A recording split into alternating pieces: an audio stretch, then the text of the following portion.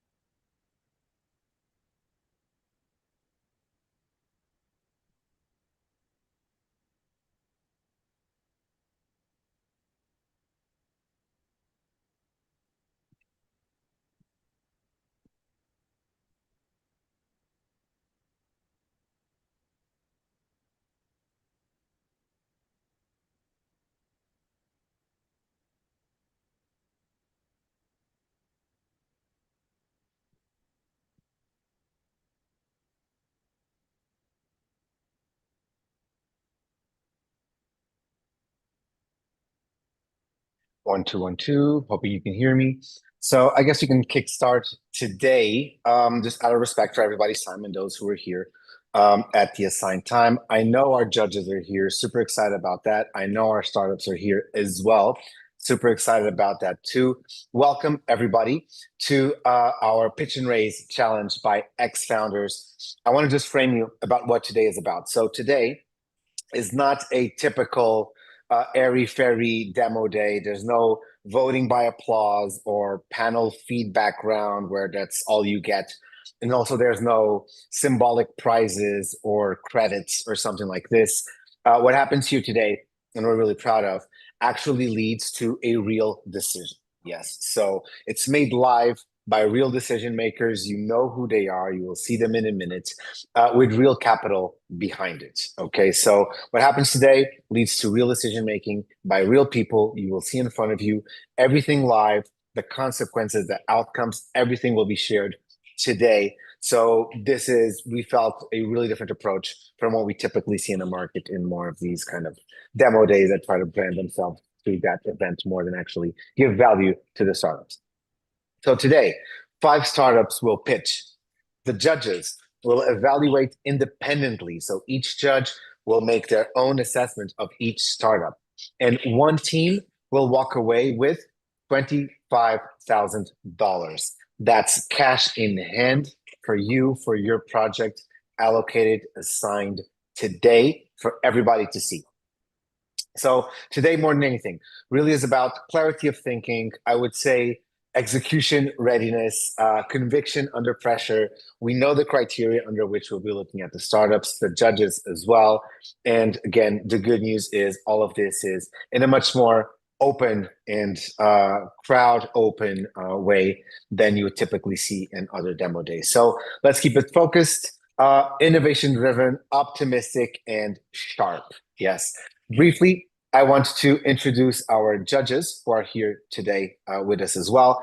So we have Diego Martin. He is the CEO of Yellow Capital. Diego actually joined us for one of our boot camps. I believe the very last one we had in Bali this past October, and Diego will be one of your judges today. Also, Stepan Gershumi from Cyberfund. Cyberfund, a name that needs no introductions. They're also here for you today. Thank you so much, Stepan. We're all very, very excited that you're here. Diego Borgo, I believe, is here with us today. Anybody who spends more than 5 minutes a day online knows who Diego is. His recognizable pink beanie is a trademark, and Diego is just a mastermind in terms of image, branding, marketing, how to get your word, how to get your project out there in front of people's eyes. Because as much as there is a capital war going on today, there's an attention war, and Diego sure as hell is the general of this war. Jesse Shao as well, ecosystem ventures principal at StarkNet. StarkNet, our most preferred and so far successful partner for the bootcamps we've had. We had 2 bootcamps with StarkNet last year. We're having 4 bootcamps with StarkNet already scheduled for 2026. And Jesse here, the head or the principal of the Ecosystem Ventures branch. So the person you want to talk with at StarkNet. Thank you so much for being here, Jesse. And last, but by any means least, Amit Mehra. He is from Borderless Capital and a partner, no less. So Borderless Capital, also, if you have spent any time online in 2025, you know what Borderless is up to, you know what you're doing. You're excited that they're here. And to have a partner, no less, with us today is very, very exciting. And that's access that all of you have. So again, we have Diego from Yellow Capital. We have Stepan from Cyberfund. Diego Borgo, a top Web3 voice online, Jesse Shao from StarkNet, and Amit from Borderless. These are the people that will be listening to your pitches, hearing what you have to say, judging you on some very specific criteria, and at the end of the day, responsible for allocating you as a startup with $25,000. No pressure. So here's how it'll work. And the last thing I have to say before I pass the mic over to the startups. Each startup has 5 minutes to pitch today. That'll be followed by 7 to 10 minutes, depends on how heavy the questions are. But let's say 7 to 10 minutes of Q&A with the judges. And after each pitch, the judges will take 30 to 60 seconds to score you on a very demanding scoreboard we sent to the judges. So to repeat, each startup pitches in 5 minutes. This will be followed by 7 to 10 of Q&A. And after each pitch, the judges will take up to a minute to score you guys on the criteria that we have defined. The judges score independently. So each judge to their own mind, to their own reason. By the end of the session, each judge will have a clear winner, and in a secret private room, we will harmonize and we will do the average of the scores of each judge to each startup, and there will be one clear mathematically assigned winner from a harmonized average between all of the independently scored judges. So this is how we're going to run it. I feel like I've spoken enough. I feel like I've said enough. It's not about me. It's about the judges. It's about the startups. So thumbs up for Artyom and for Nick, who are right now, I'm sure, at the commands of everything technical that needs to happen. And we start off with Kudo. Kudo is up next, presented by Diogo. Diogo is from Portugal, and we met maybe 2 weeks ago, just to find out all of our lives. We've lived maybe 40 kilometers away from each other. So nice to see you, Diogo.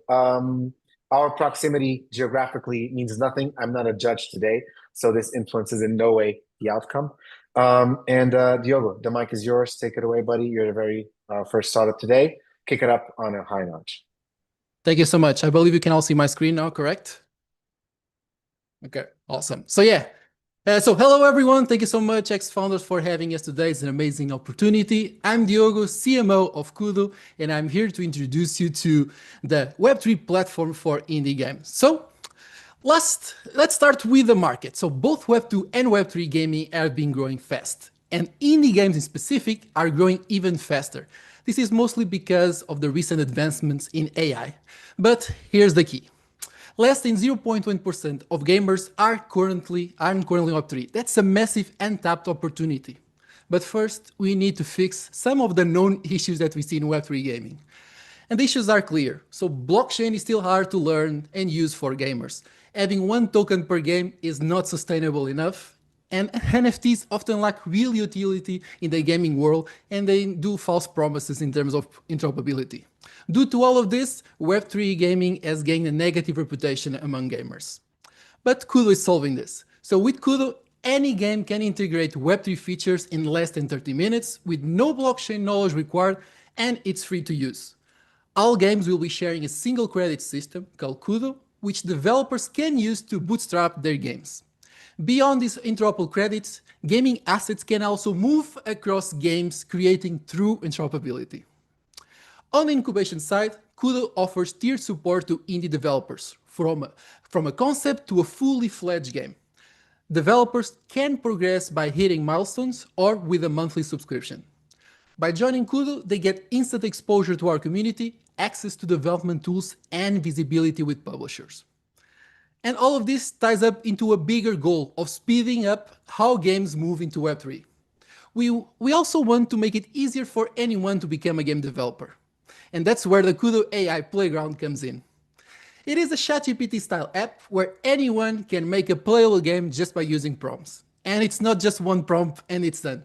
You can keep iterating new prompts to improve the game, import your own 2D and 3D assets, and publish it straight to the community. The most popular games will also move into full incubation on Kudo so they can become fully fledged games. We are already mainnet ready, with 23 games integrated today while still being on the testnet, and we also have another 20 plus indie games listed by our community that help drive engagement to the platform. Kudo supports Unity-based games and works across PC, mobile, browser, and even Telegram. Our revenue model is pretty straightforward. We collect fees from all the transactions within the ecosystem, like for example, development subscriptions, gift cards purchased with Kudo tokens, in-game unlocks, gaming services hired in the B2B marketplace, and so much more as you can see on the screen. And one of the biggest drivers of the ecosystem activity is our interoperable gaming asset that I mentioned earlier. So besides not launching on the mainnet at the same time as the token, Kudo's interoperable gaming assets are already available. Players and developers can mint their own weapons and other assets in our garage tool, as you can see on the screen, and then use it across multiple Kudo supported games, even if they are not made by the same studio. And this is not just to export the same look of the asset that carries over one game for another. These assets keep its attributes from one game to another, like fire damage, fire rate, and even the weight of the weapon. This is already live with Tribes, and I invite you to try it out on Steam. More interoperable gaming asset categories like cars are also coming soon. Our team is currently 6 people, and we expect to grow after we launch. Kudo has been funded by the European Union twice, and we are fully compliant with the new MiCA regulation. In terms of traction, we have 60K registered users, 250 daily active users, and 80K followers across our top 3 social medias. We are currently raising 150K, and the purpose of this raise is to increase our marketing budget to run the proper go-to-market campaign for our launch, to grow liquidity on the centralized exchanges, and we are already planning a Uniswap listing, and we have been audited by Red4Sec. As you can see, we stay focused on games, and we use Web3 only where it makes sense for the gaming experience, not the other way around. Games have to come first. And if you lead with the token hype, you're going to end up as other Web3 gaming projects that struggle with retention in the long term, and they can't keep players coming back. Thank you so much. I'm Diogo, and I look forward to your questions. Thank you so much, Diogo. And I love the shots fired at Web3 projects coming in with tokenomics first, utility later. Really nice flair. Let's make some time now for the judges to go into the Q&A.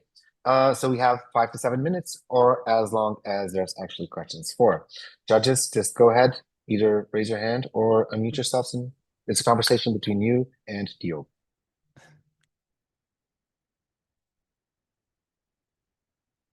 I see your hand, Stepan. Go ahead. Nice. And next up, Love Jesse. questions. Yeah, hello. Bom dia. Good idea. Yeah, so I also live in Portugal. So my question is about the market and what is like what are you doing differently compared to the previous maybe generations of GameFi companies?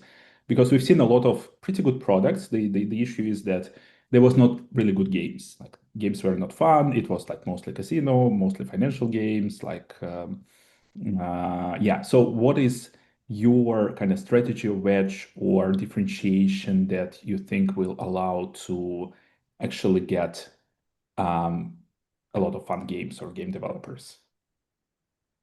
Okay, thank you so much for the question, and I totally agree. Let's be honest, Web3 games like usually they suck. They're usually about financial and so on.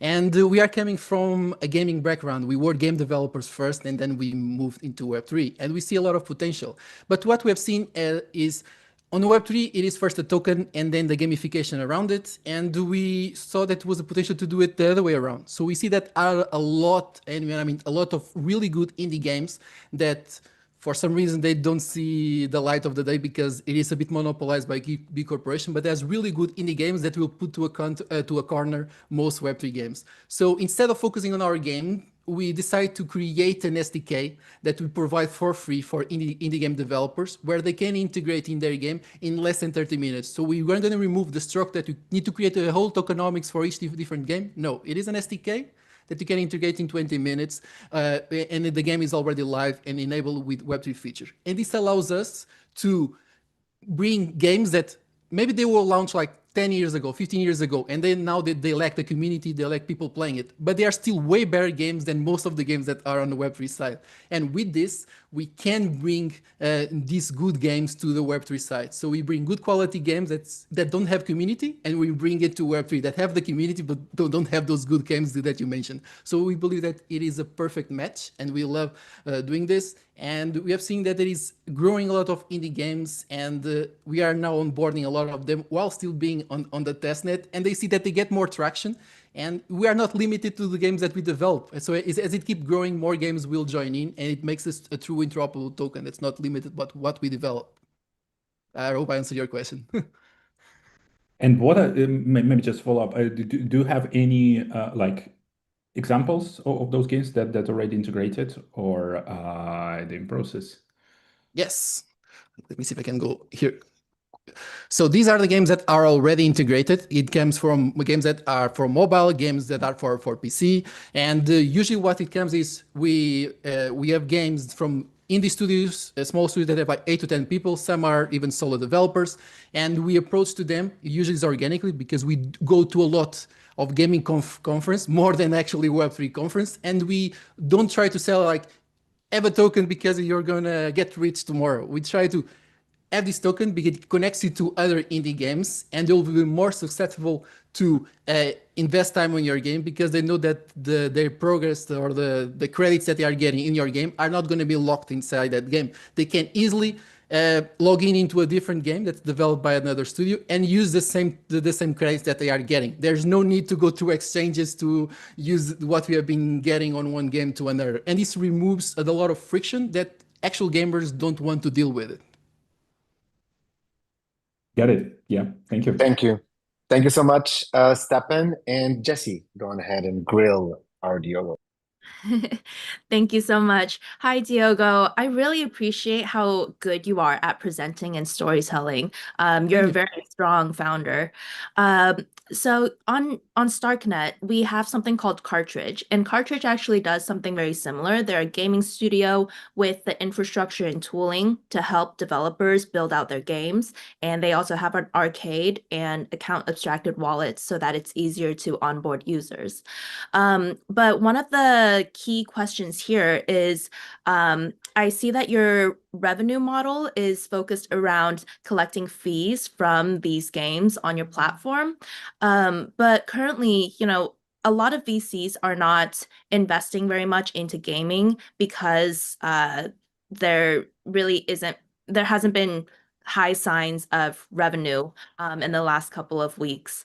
So, I mean, sorry, in the last couple of years. So, my question is revolved around, what's going to happen if these indie games don't drive enough traction and you don't end up, making substantial amount of revenue.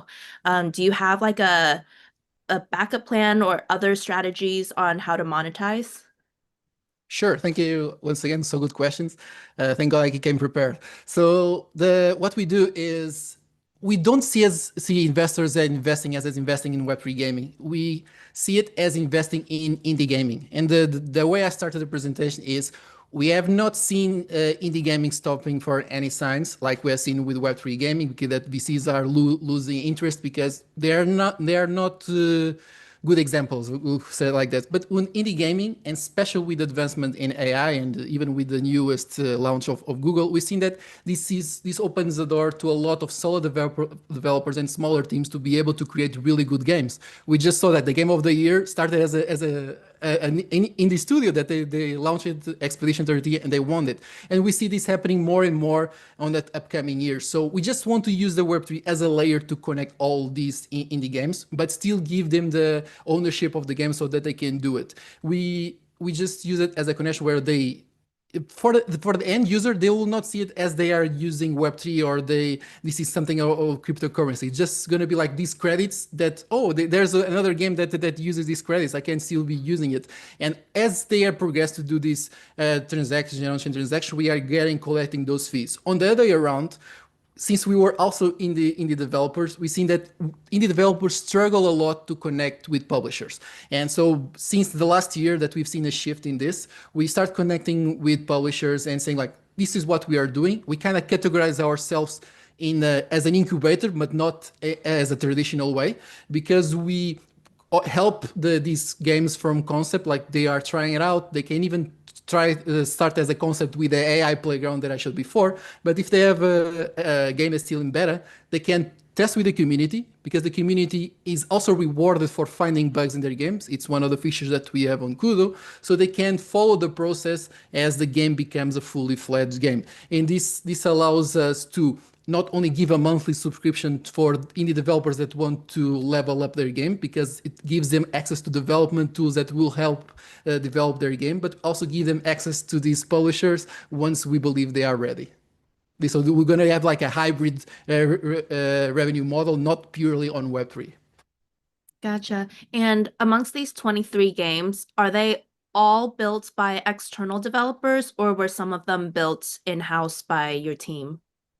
So all these 23 games that are listed here, we have developed the three first ones. The blue one, the blue guys, the first three in line, it was Blocks, Nano, and Tribes. All of these were developed by us. The other ones were just because we're going to gaming conference, we show them everything organically.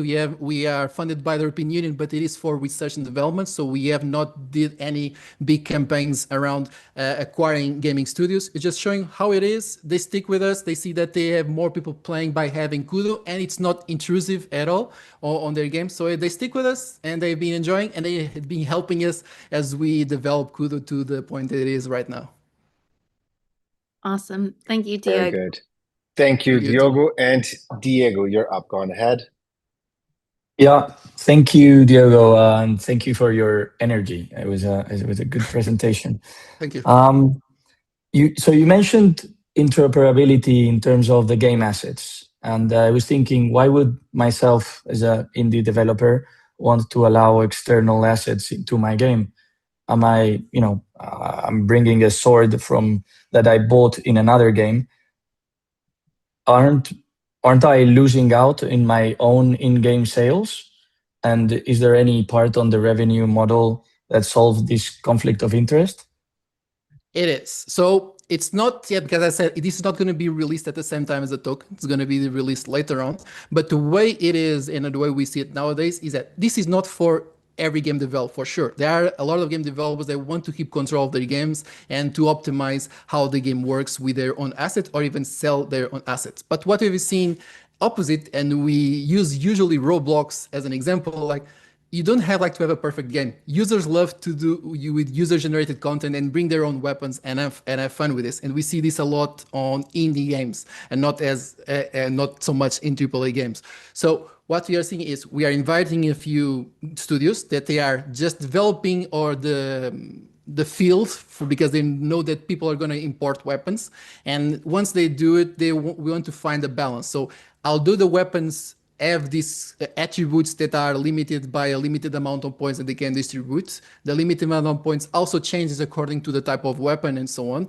The way in the developer are the ones who are going to accept with type of games or with certain characteristics. Like if a weapon has like 1000 damage and this game only accepts like up unto 100, probably that weapon is not going to be valid for this game. So the developer is the one who specifies the parameters. So in the user scenario, they need to make sure that once they create weapons, even though they have a lot of points to expend, probably they want to have a more versatile weapon that can be used across all the games, or they really like one game and they want to optimize that specific asset to that specific game. The more we want is more assets to be created because we collect fees from those assets that are created. So we want to promote more assets to be created. Thank you, Diogo. And thank you, Diego, for your question as well. Now, I would suggest the judges take 30 seconds to score the presentation and the pitch done by Diogo, if you haven't already. But while those 30 seconds go, we actually have a question from YouTube, because we have people watching on YouTube as well. Diogo, we got somebody on YouTube asking, how long ago exactly did you start this project? So very brief time frame you can spit in 30 seconds. So yeah, this is going to be not familiar for most Web3 projects, but we have been developing since starts for 7 years now. So it's been developing, optimized a lot. We are not trying to catch any wave. We have sticked with gaming since we were just starting Web3 gaming.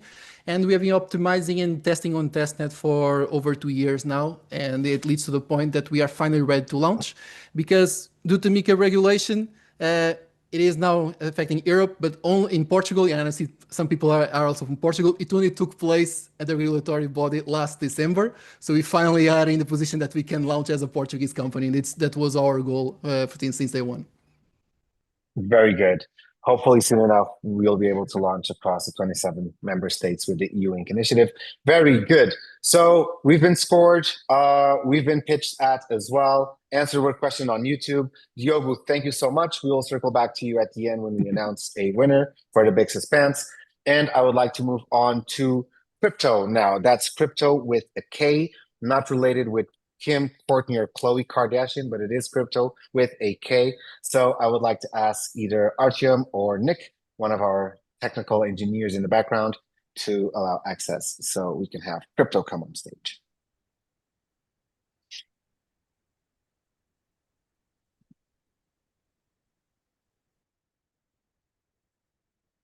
In the meantime, is Sukesh from Cryptos already with sound on? Can you hear Sukesh? Yeah, can you guys hear me? Yes, we can hear you perfectly, Sukesh. Welcome, and the stage is yours for you and Cryptos to tell us what you're all about. Okay, you can see also my screen, right? So that is correct.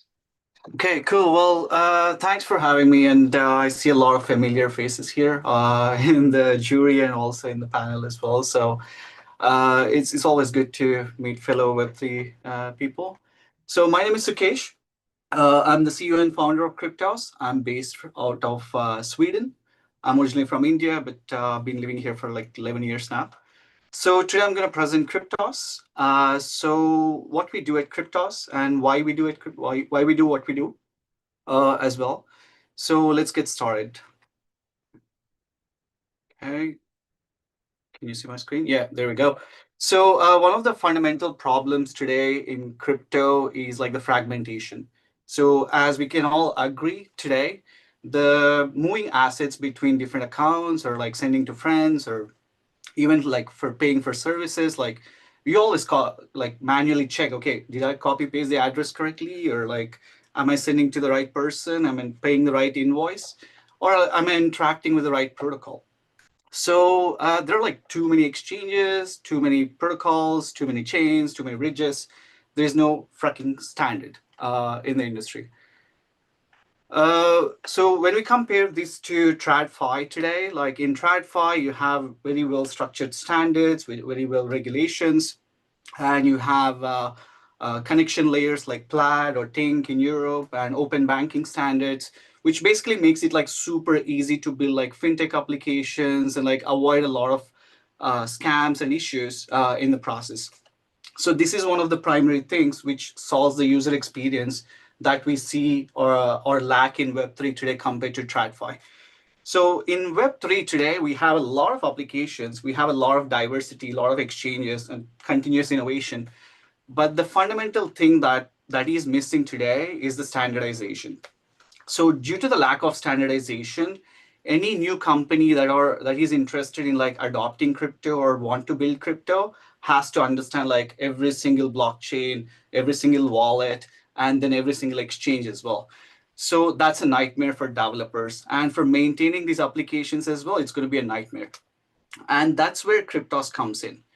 So at Cryptos, what we do is first thing we aggregate. We aggregate all the financial platforms in Web3. And then we standardize the data. We standardize the APIs, we standardize the data formats, we standardize the asset movement between different platforms. Whether it be centralized exchanges or bridges, chains, wallets, doesn't matter. And then we finally enable applications to be built on top of Cryptos. So that's what we call the Web3 Finance OS. And today, on top of this infrastructure, today we already aggregate over 5,000 different Web3 platforms, including exchanges, blockchains, bridges, DeFi protocols, and everything in between. And today, on top of this technology and infrastructure, we have a lot of different applications and use cases that are already being built and used and revenue generating products as well. So,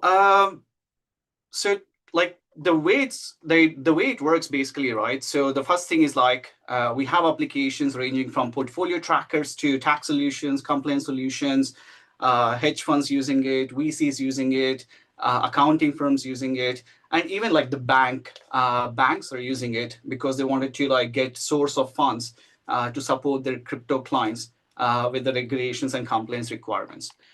But to enable all of this and to enable more developers within the ecosystem, we're also launching Cryptos Widget, which is basically like a plug and play widget, which is going to reduce the development time from a couple of weeks or months to within days, or even like one day. Like you can just even pass the code to an AI and it can integrate into your existing web and mobile applications.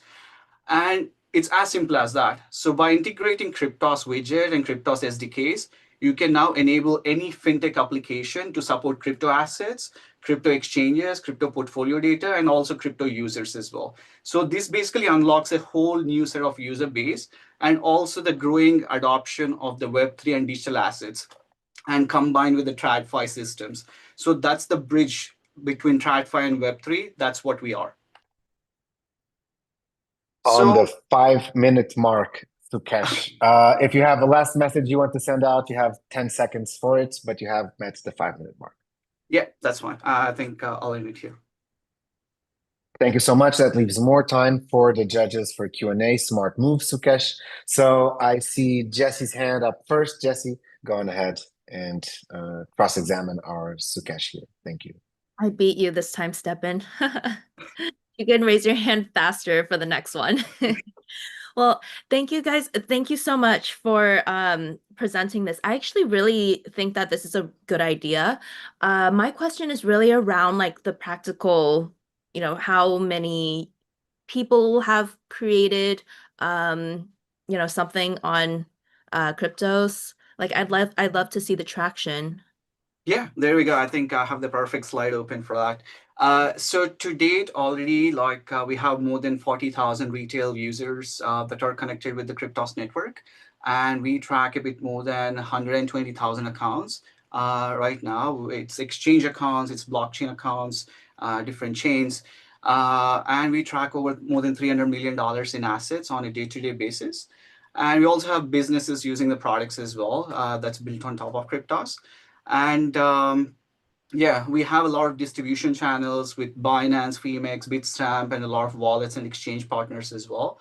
And every single user like that we onboard basically allows us to get more data, improve the platforms, and provide more services to other users as well. It's not just like we are getting raw data from the chain. We actually make sense of the data. Okay, is this a DeFi transfer? Is it a DeFi transaction? Is it a bridge transfer? Which protocol was used? So you exactly see when you connect with any of the Cryptos applications, you know exactly what you did in the past. And it's not just that. Now, by connecting with Cryptos, you're basically unlocking all the other applications and services that built on top of Cryptos. So you don't need to connect your data again and again and do things. Any application that's connected with Cryptos network can easily, like, you can move your data between different applications and get financial services. Yeah. No, I get it. I totally get it. Can you give like an example of a product that's built on Cryptos? Yeah, sure. So we're working right now with a company called Chain Comply, based out of, I believe, Belgium, if I'm not wrong. So what they do is basically, so they're integrating Cryptos widget and SDKs right now. So they work with a lot of banking institutions today across Europe. And one of the primary requirements for banks is to provide the source of fund reports. So for them to create those reports, they need to collect a lot of data and establish like the complete history of asset movements between different platforms and exchanges. And by integrating Cryptos widget, they don't have to maintain any infrastructure in between. They can focus on their core value proposition, and we take care of all the plumbing of pulling the data, standardizing the data, and providing them the ready-to-use data for the reports, essentially. And we're basically powering their business. And like similar to this, we have our own products as well, where we have portfolio tracking, tax solutions, accounting solutions, audit tools for companies today. And yeah, basically like we're already revenue generating from these products of our own, but also through APIs as well. Awesome. Thank you. Thank you, Jesse. Stepping on ahead. Yeah, so for me, the question is who is, like, how do you define the market and who is your competitor? Yeah, I think that's a great question. So, I mean, like in the last year, you have seen the aggregators like Bridge becoming like mainstream and like the stable coins going mainstream. The primary reason for that, it like removes the fragmentation problem. So we see ourselves kind of in that boat where you have like these aggregators like Bridge or Mesh. And there are a couple of others like Wesgo that are doing something similar. But the key thing that differentiates us over others is that we're not just like, they're primarily focused on like stable coins or moving assets between different chains. But what we are doing is that it goes beyond the asset movement. It also is focused on the data side as well. Historical data, historical transaction, asset balances, and then also asset movement between different platforms. So we're basically solving that interoperability problem as well with this infrastructure and technology. I mean, like for our own products, we do have different competitors, like for tax solutions, for portfolio tracking, but like from the infrastructure standpoint, like I can think of like probably one or two competitors in the space. One is like Mesh. I think they just got like $1 billion valuation like last week, if I'm not wrong. But their main focus is on payments, and again, they're going the same route as Bridge, for instance. But we are kind of like differentiating ourselves with the data side and also the asset movement side today. Mm-hmm. Yeah, got it. Thank you.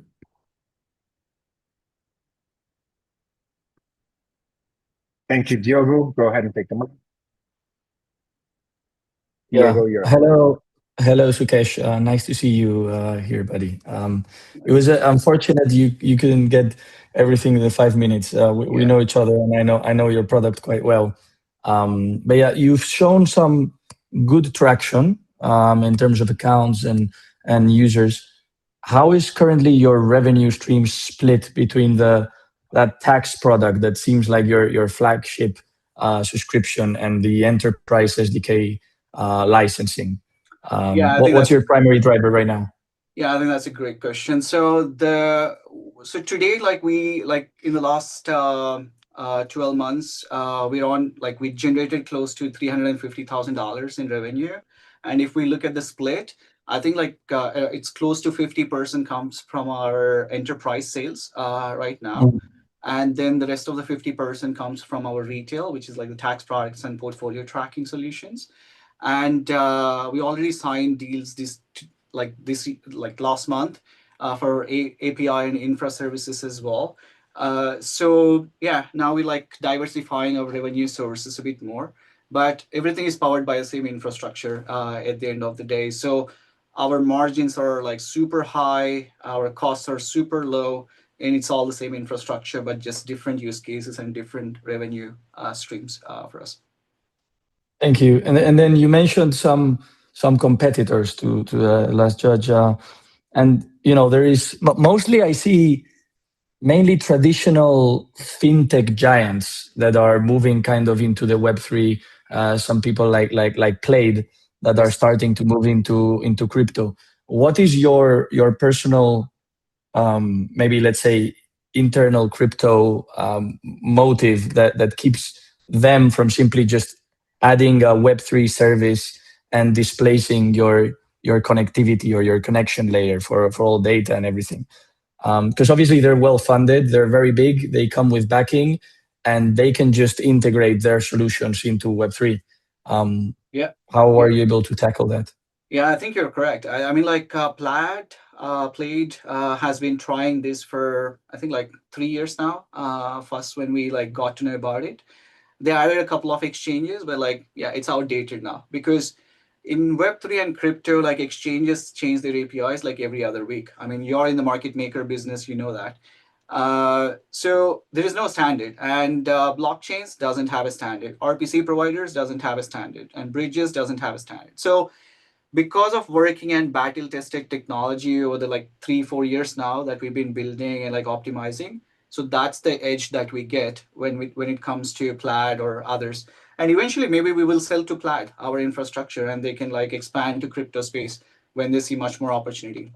It all comes down to for them build or buy and maintain, right? So I mean Bridge is now bought by one of the biggest companies. So it's going to be the same situation, I think, in the next couple of years. Okay, just one last thing. Just in the interest, if you can ask the question, Diego. If Sukesh can answer it in 10 seconds, go ahead and ask the question. Yeah, just very quick. So obviously, yeah, you mentioned 5,000 or 6,000 or 10,000 different protocols, and they all change their APIs, they all change their stuff. And that's your edge. How do you automate your standardize this data that requires manual intervention to update all the APIs, all the smart contracts, etc.? Yeah, we built a super modular infrastructure. We built a super modular infrastructure first thing, and then we incorporated AI so that our systems get optimized with every new transaction, every new account that's being added. So it's constantly improving, it's constantly growing at the end of the day. Thank you. Thank you all for your questions. Amit, I see your hand, but I would recommend you maybe submit your question in writing so that Sukesh can answer it at a later stage. Now it's time for the scoring. So let's give it 30 seconds so our judges can score Sukesh and Cryptos, and we can later move on to the next pitch.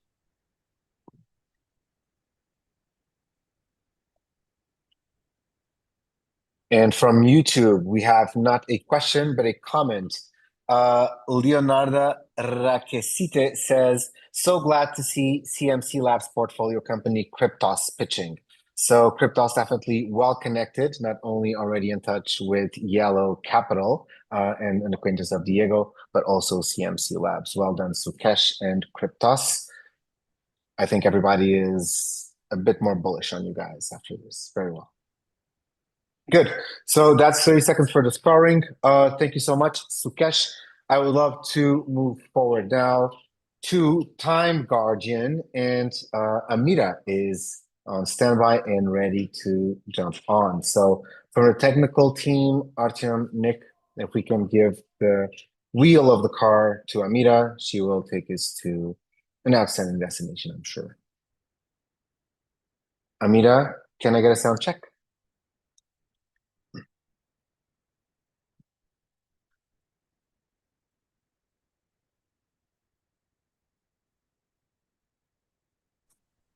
Yes, you can hear me now?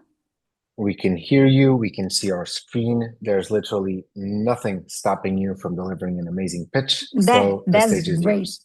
That's great. So my name is Amira Solomon. I'm the CEO and founder of Time Guardian Asrar Finance. We are located in Dubai, which is the capital of the digital assets as of now, and the very supportive environment for the crypto through the regulations. Mainly Time Guardian and Asrar, it's a live operating solution, which is bridging the gap between the DeFi and the TradeFi. And we are building mainly solution to ease the people to be onboarded from the DeFi, from the TradeFi to the DeFi world. How we are doing this? We have actually the crypto payment, which is a cutting edge crypto payment, enable the customer to use their stable coins in order to use it into their day-to-day activities.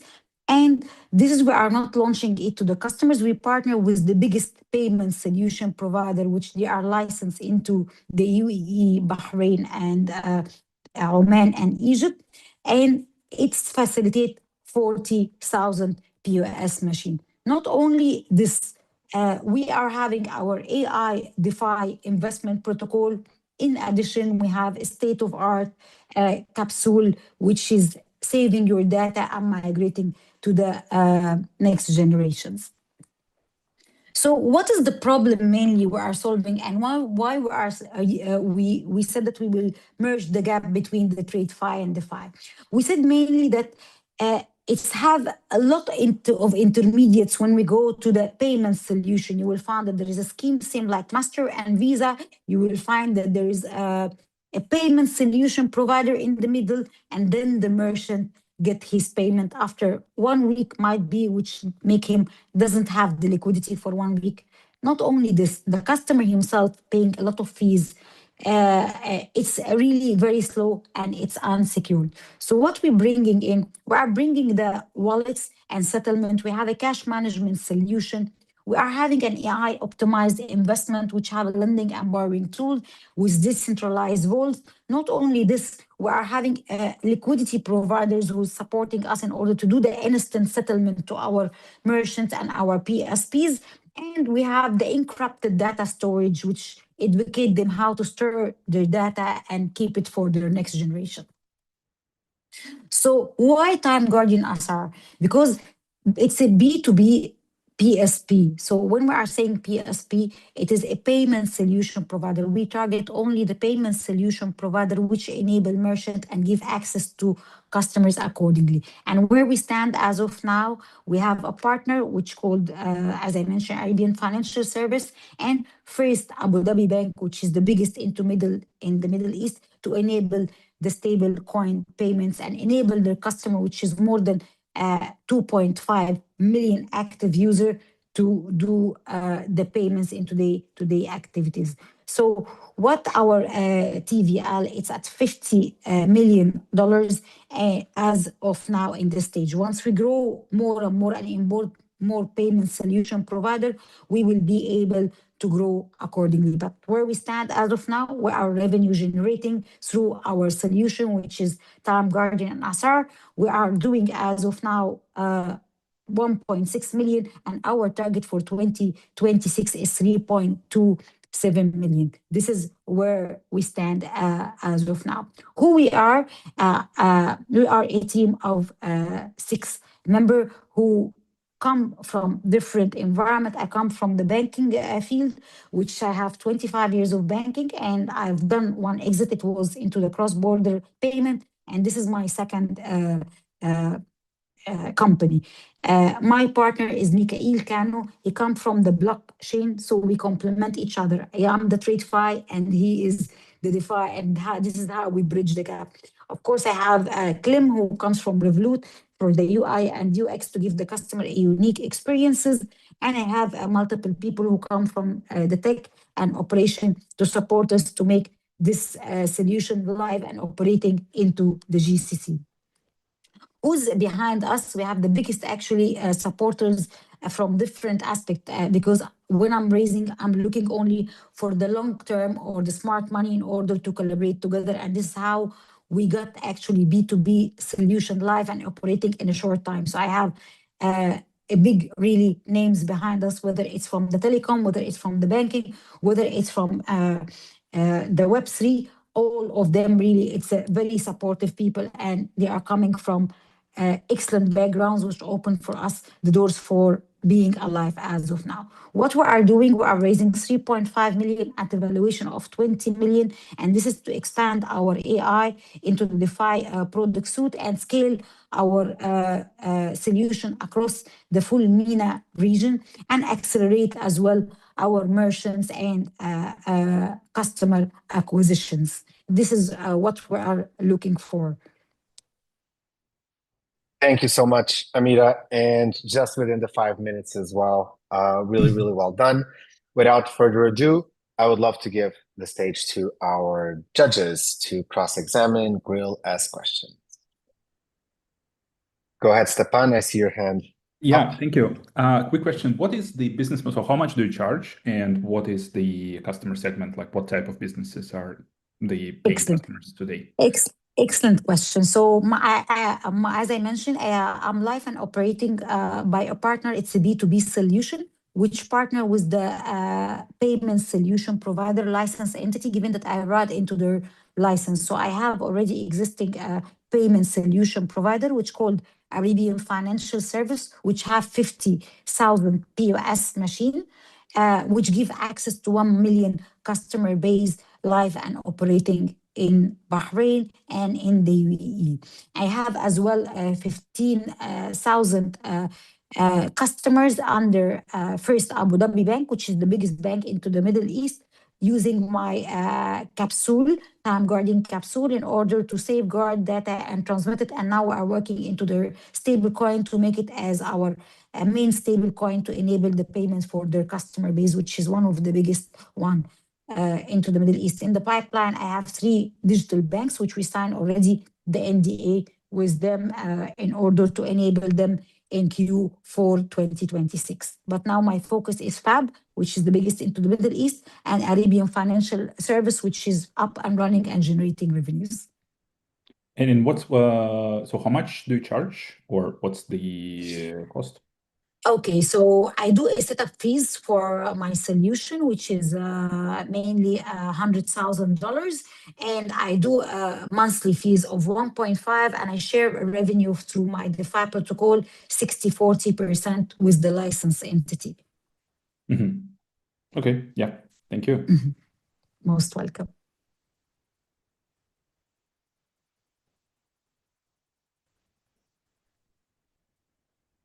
Very good. Thank you, Amira, for the clarity you've spoken with today. And thank you also for the judges, the attention. I see our numbers aren't going down. They're going up, by the way, both on YouTube and here on the chat. Now, I would like to give the judges 30 seconds so they can score the presentation we heard from Amira.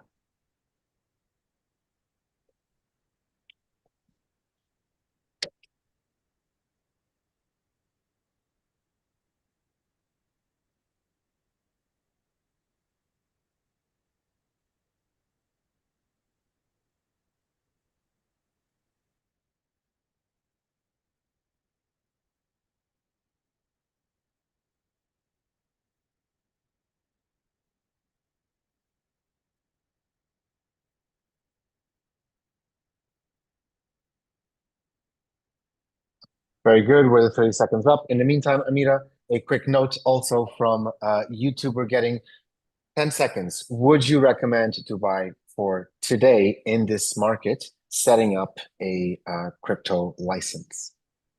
Absolutely. Dubai actually is the best place to be in, given that they have the VAR regulation, the FSRA regulation, which secure any type of interaction through the blockchain, whether it's stable coins, whether it's payments, whether it's gaming. All of the transaction which is happening through the blockchain, it's fully regulated and it's under the proper environment, the partnership as well, given the country is supporting the crypto. And when I'm talking about the crypto, I'm talking about the utility crypto kind of. All of it, the banks and the financial institutions and real estate, especially the RWA, the quantum, there is a big thing which is happening there. So accordingly, all of this, it's a big, really win-win when you talk about Dubai. So it's the right Very good. environment to be in. Yeah. Very good. So to the person asking and the people listening, Amira is also your person to go to in terms of setting up in Dubai. Thank you so much, Amira. So keeping it moving, I would like now to introduce Web3 Echo, brought forth by Philip. Philip, whom I have met recently as well as part of the selection process for this pitch and race competition. Philip, I got confirmation on your sound. I have visuals on your presentation. Take it away. The stage is yours. Great. Hey, everyone. Thank you so much for having me. It's awesome to be here. I'm really excited to share this with you today. I'm Philip, founder of Web3. Before blockchain, I one time exited Richard Branson's Virgin Connect company. And today I'll present you what we are building, something like grounded, literally. Welcome to Web3, where nature becomes scalable and profitable. So let's start with the problem. There is the fact that markets now in highly volatile. Even silver can drop down 25% in a single day. That's a clear signal. So we believe that investors are looking for reliable yield-generating assets with global access, but they are almost fully locked out of real agriculture. Web3 built a yield-driving bridge between real-world assets and global on-chain investors with a token model designed to grow independently of day-to-day market swings. Our solution is building a user-friendly tokenized asset platform that tokenizes income-generation agriculture assets, like 1,000 hectares of kiri tree plantations, for example, coffee orchards, vegetables, berries, fruits, and soon certified carbon credits. By the way, there is our own plantations. We deliver measurable ecological impact and up to 30 and a little bit more annual yields for asset holders. Let's go to our traction. So there is not just a concept, it's already working. We were founded in 2023 and achieved following metrics, as you see on the screen: 10 million in tokenized assets, over 3 million in tokenized assets already sold. We have about 20K plus in monthly sales. Our average investment ticket that we have is 20,000. We have a community of 20,000 members. We have built over 230 hectares plantations with 150,000 trees planted across our plantation. Our first plantation in Uzbekistan. Now we're growing to Bulgaria, and it's growing and growing, and we're expanding to other countries now. This demonstrates both strong demand and scalability of our model. What about our business model? It's really simple, and user journey it's really simple. An investor buys a Web3 asset with USDT and receive the hectare token. The capitals go to plantations for scaling plantations or our eco mining pool. And during the holding period, the investor farms Web3 utility token to claim income from plantation once a year. Web3 token should be removed from circulation. Then investor receive USDT income from the plantation. For Web3, revenue comes from the following streams you can see on the slide. There is 6 of them. And let's go to token utility and architecture. So we have in our ecosystem two types of tokens, so Hectare and Web3 Eco token. Hectare is a security token. It provides holders with annual share of profits from real plantation. And Web3 Eco, a utility token distributed to Hectare holders via proof of land protocol. It can be burned to unlock higher USDT yield, or to activate access to specific ecosystem features and bonuses, or to reinvest profit during the year. Here you can see Web3 utility on the slide as well. There's a lot of, I won't stop on it, but we can get back on it later. So our main feature is proof of land protocol. POL is our custom yield distribution and land verification engine that was built in-house. The main thing that about 74% of total Web3 Eco token supply is allocated into this protocol for Hectare holders. We'd be glad to walk through that complex mechanism in a technical post-call session. And one main thing that we need to tell now is utilization window.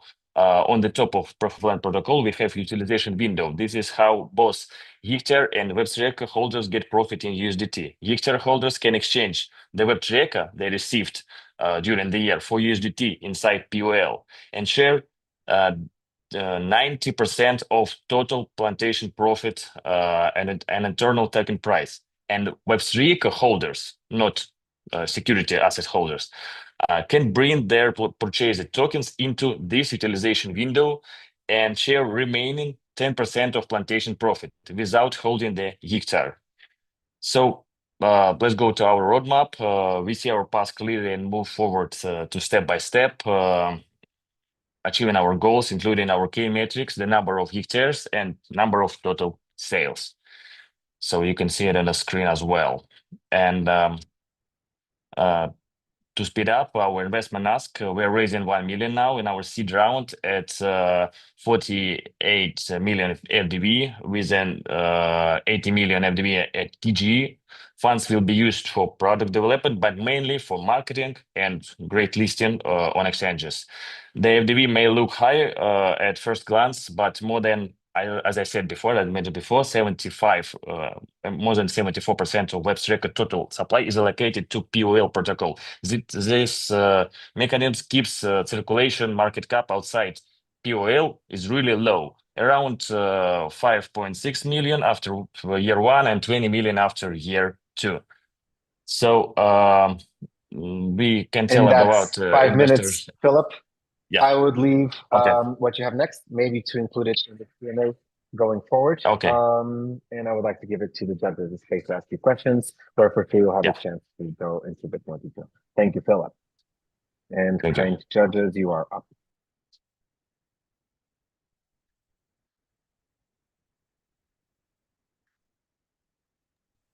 Hey, hello, Philip. Thank you for the presentation.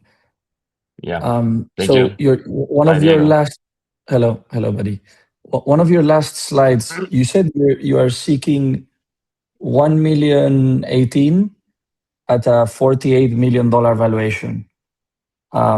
Seems like a small Yeah. ask for a seed round. I mean, proportionately, usually the benchmark for seed rounds are around 10% of dilution. Why so little for the FDV?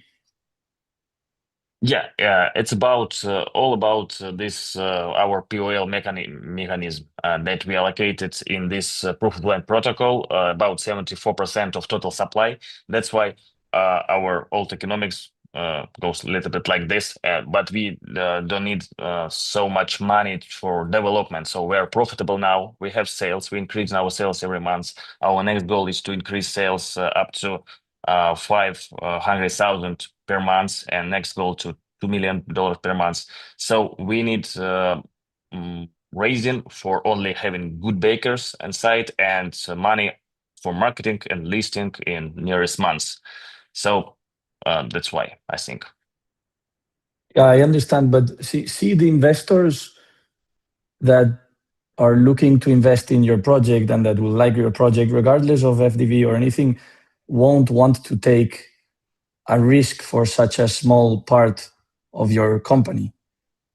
Usually the seed round is high risk tickets that are invested into, potential projects, usually teams that can develop, what you're saying, you're asking, and they wouldn't want to risk if they're taking such a small portion of the cake. Even if the whole ticket was filled up by one unique venture capital, the percentage they're taking is under 3%. Yeah, maybe, just as feedback, I would definitely look at raising more or diluting more, because at the end of the day, it would be difficult for a venture capital to invest if they're not even, they might be taking, I don't know, if you're looking for tickets of 200, 300. Yeah, we can dive deeper on one more call with you to share how it works, because this 75% not influence on the market cap. That's why it looks like really small, but de facto is like 4 times more. But I see your point. Yeah.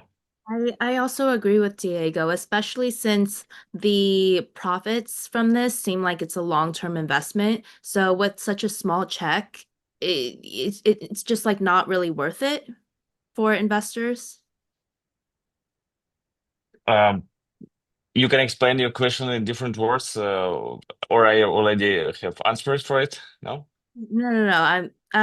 It's not really a question. It's just that thinking Yeah. about land, real estate, it tends to be like a long-term investment, right? I probably will have to wait, I'm guessing 5-10 years to see like the return fully on my invested amount.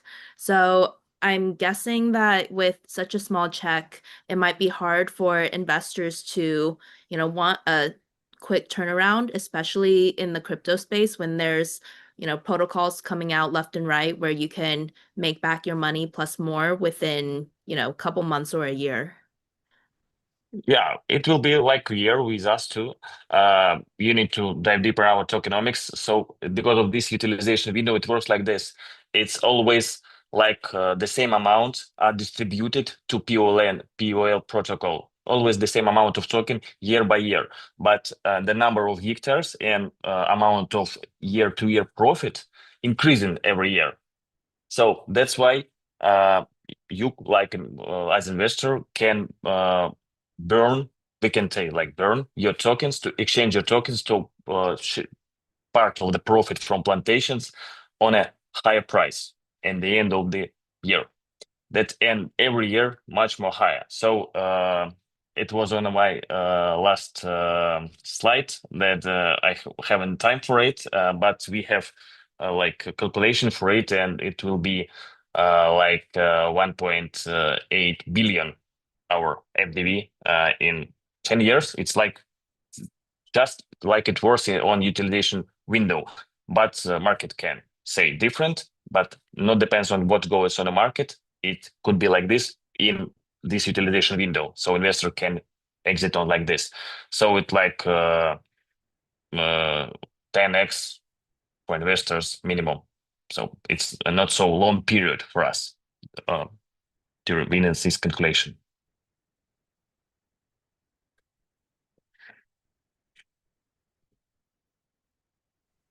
Outstanding. So thank you so much, Philip Thank you. and Jesse and Diego. I loved how this actually, I have a comment. I love how this actually turned into an advisory session almost, where you got thank the you very knowledge much. more than the questions, which I couldn't let go by without a reference to people like Diego, people like Jesse, like Stepan, like Amit that we have here with us today. Exactly the kind of high value adding mentors we try to have at our boot camps and in our network. So this is a little bit of a teaser and a glimpse of the kind of high impact advisory you get and startups get at our bootcamp. So this was all within, I'm counting 4 minutes and 24 of Q&A time.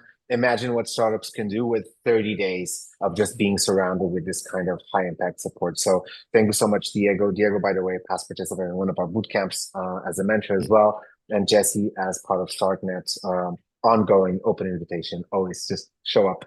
You'll be more than welcome. So this is the kind of high impact also mentoring that we support in our boot camps.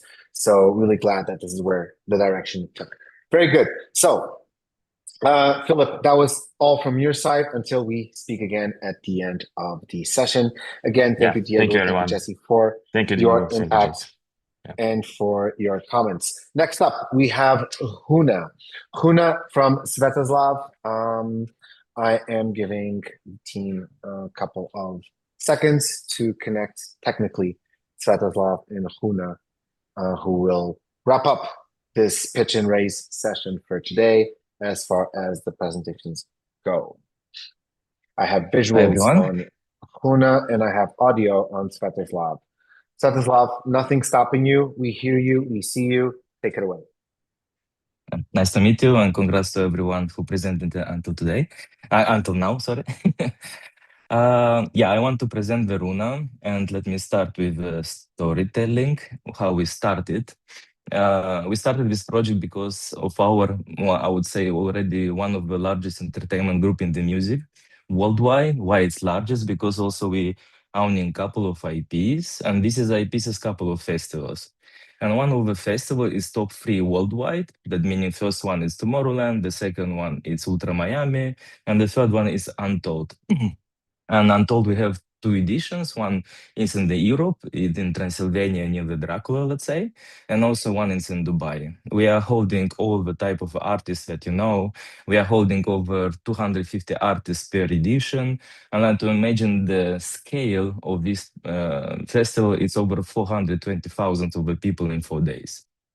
And because of our needs, somehow exists quite a lot of problems. When you create such big events, you always need to have more suppliers. One supplier for the ticketing, another suppliers for the access, another suppliers for the payments inside of these venues, that meaning to buy the water, the burgers, the experiences, and so on, and data predictions.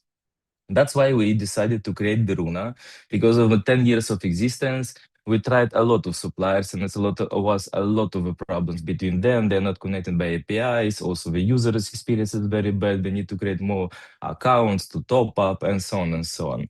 And Runa, it's white label infrastructure for the payments and for the access and management the events. The events that meaning for festivals, aqua parks, theme parks, concerts, venues, and also sports. We now already, this is a couple of examples how it is looking. This is only mobile application. Each of the client is B2B solution. Each of the client have their mobile application, have a website, but plus also infrastructure behind. That means they also can deploy on their behavior without help of us. Also, we have a digital entertainment pass and credit card. That meaning if you're creating and buying some tickets, you always can use the same digital pass on all events that you're buying. The tickets plus this digital pass is connecting to your credit card, debit card, plus the wallets on the chain. And to understand the scale, for example, for Untold Europe in 2025, the previous, when we used the previous solution on our suppliers, we almost reduced the cost with about 1 million. Plus, we speed up the check-in, access to the festivals, and so on and so on. And most amazing, we are already live. We're already live over 2 years. We started in Web 2, but we are transitioning also in Web 3. We are running now over 165 events globally, mostly of them from the Europe and Middle East. And we are running like Untold, Nemersea, Ecstasy, Ultra Europe, and so on and so on. We already have over 2 million users, real users, not the wallets, that is using this infrastructure. And we are profitable already 2 years. Last year in 2025, we closed over 3.2 millions of the revenues. Our volume is quite huge. From the beginning until now, we have over 253 millions of volume transaction. This volume transaction is coming mostly from the, like I said, about the payments in these venues, about the ticketing and so on.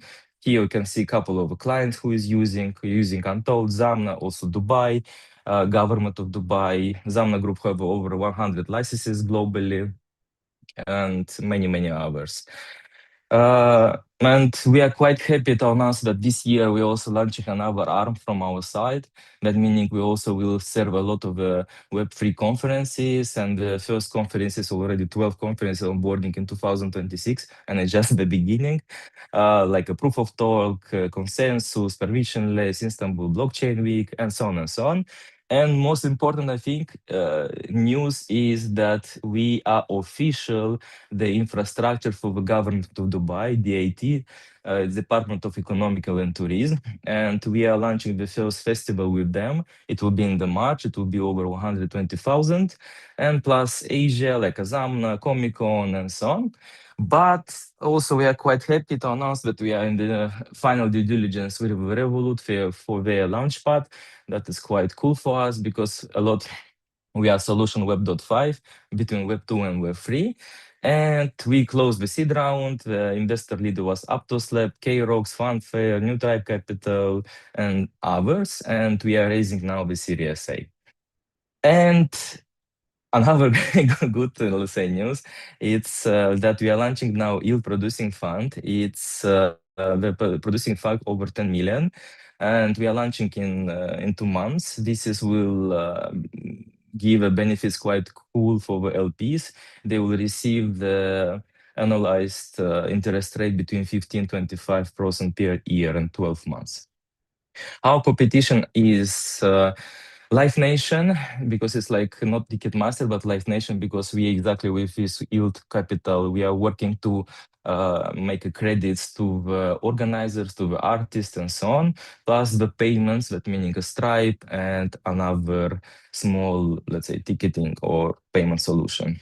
Our team is quite cool. We have a very happy to announce also our advisors, Philip Butner, he is VP at the Oracle, and also Adrian, he's general manager of global lead at the Coca-Cola, Mohamed, who is also vice president Middle East and also of crypto.com, and Grigori, he is ex NASA, plus he is also know everything about the tech, and his first of that was auditing. That's 5 the- minutes, Svetoslav. I'm sure if you have more info to include, you will find your way to. And we're just raising for millions. Weave it in. 40 million Weave it valuation. into the Q&A. Thank you so much, Svetoslav. And I would now like to give it to Amit, and after Stepan for questions. Amit, go ahead. Yeah, sure. Yeah, Amit. Hey, nice to see you again. Yeah. Nice to see you, man. Yeah. So yeah, no, actually, a lot of the advisors there, kind of quite well. We're also investors in Runtime, so know Grigori quite well. So one thing, like as you are expanding, right? Like given the current whole kind of situation in the market, like as we are talking, the like kind of Bitcoin is really falling down and so on. So one thing, just are you finding it as you launch this kind of fund? So broader question, like, are you finding it difficult to get trust of people? Are you seeing anything on the trust side, Web3, kind of that impacting anything? Yeah. Honestly, because like here, what we warranty that we get warrant of between 15-25% of the interest rate. Honestly, it was not quite difficult, because now we are extending to 25 million, because we are working directly with the artist. That meaning the money that is coming from the real world, not from the only Web3. And for us, it was not quite difficult, my opinion.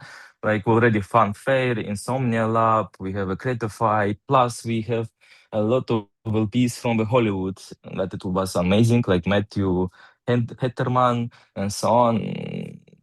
My opinion, no, it wasn't so difficult. Yeah, and honestly, it was only 2 months when we started. We started at end of December, and was moving quite very fast, honestly. But I think this is, like you're saying, because in my opinion, it's very different, because we are also Web.5, that meaning and Web3 and Web2. It's very important for us because we are connected with the real world, not just Web3, that it's quite very dependent by the market that it's now. And it's quite shitty, the market now. Like you said, when we were speaking, it was falling. Yeah, Stefan, go ahead. Yeah, so maybe follow up to this question is like, what is the how this fund works? So how are you Let able me to explain. generate this 25%?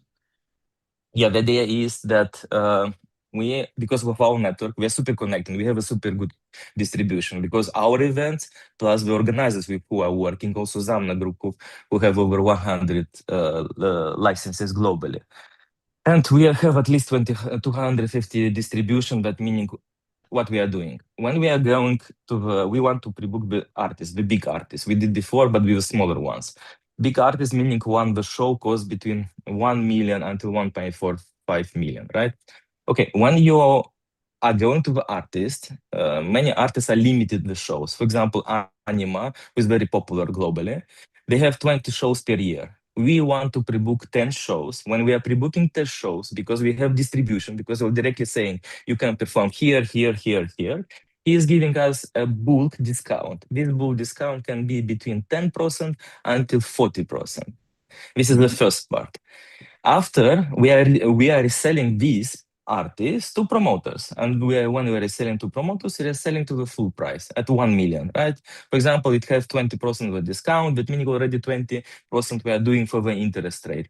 The second part, we are taking 50% of prepayment from the vendor, from the promoter, and the 50% we obligating the promoters to use the Runa infrastructure. That meaning all the money that is coming from selling the ticket, we are taking first, and after we are sending to the organizer when it's over, recovering our interest. And that's why just this cycle, we are making between 15 until 25%.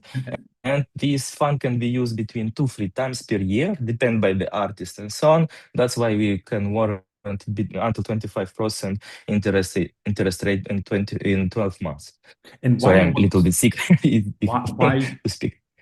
why so yeah, it makes sense, but you can just like get debt financing in a bank at maybe 10% or well less than 25% most likely for this kind of business. It's easy. And Yeah, it's easy because like it's only the beginning. It's only 10 millions.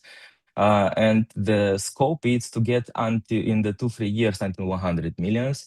And when you're working with the banks, it's more difficult to get these funds. With LPs and right connections, you can much easier to obtain and plus redeploy many times. This is the idea. so like private credit. And working. Yeah. Yeah, Makes private sense. credit. Exactly. It's private credit, but with interest rate that it's guaranteed and so on. And we at least are providing between 15-25 because if it will be over, it will be divided by 50% to Varuna and 50% to LPs. This is the deal.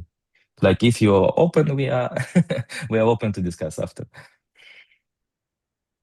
Yeah, interesting deal. Yeah, thank you. You're welcome. Nelson, you are mute if you are speaking. I was just announcing the winner. Too bad I was on mute. No, that was a joke. And I saw Stefan's hand, but now it's down. So maybe Diego, I see your hand up. Why don't you go? Yeah. Here you go. Yeah. So what happens when the event underperforms or is canceled?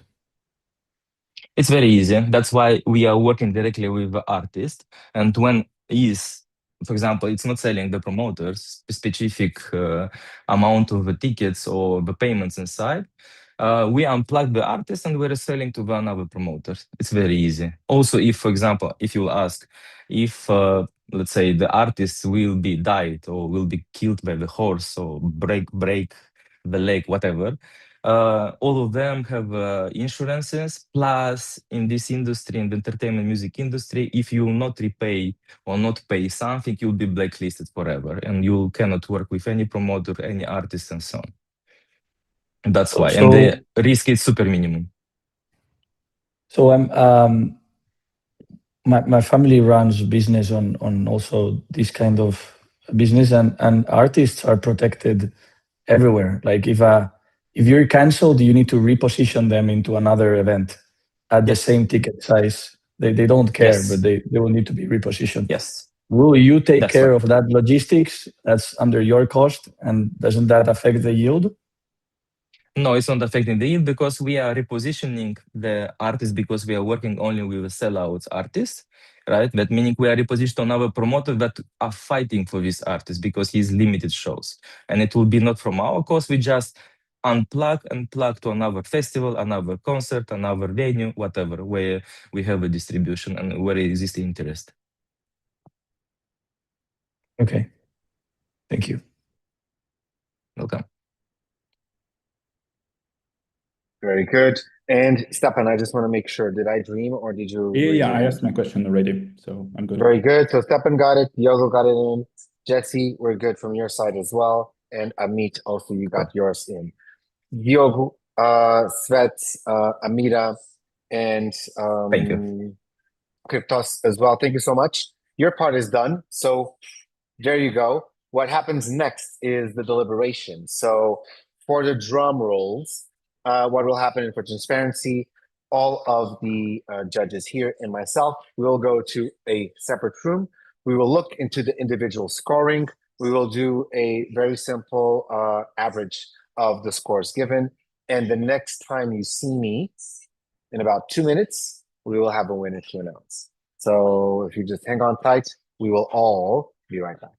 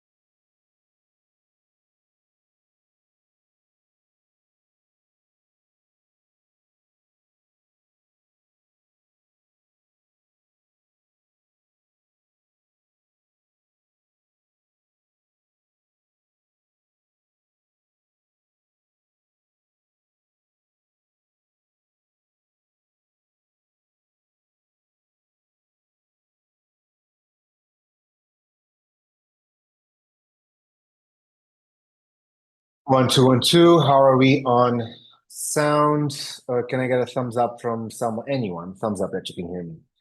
I see Olga. Olga, super fast. Thank you, Diogo. 2 thumbs up. Very good.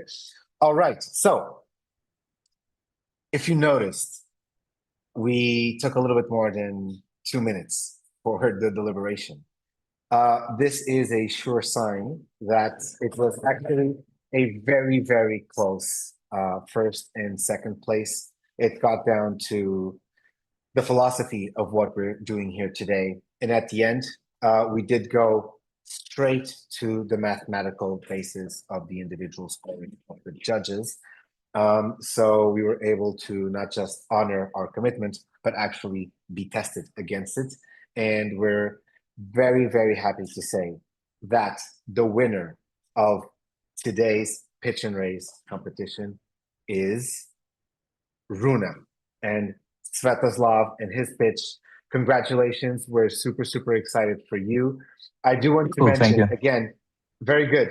I do want to mention, we set out to do this in 2 minutes. It took us 7. It was that close with the second place, but we did commit to one winner today. So Runa and Svetoslav, congratulations on a job Thank you. well done. I want to remind you, and I want to remind all of the participants of 2 things. Number 1, this grant is not a finish line. It's meant to be the start of a deeper working relationship, not just with XFounders, but through exposure to all of the judges and the good people here today. Second point, I want to mention that we will follow up with all of the startups here today with no spoilers, but a very strong possibility that not just the winner, not just Runa, who not just got the 25K, but an invitation to one of our next boot camps.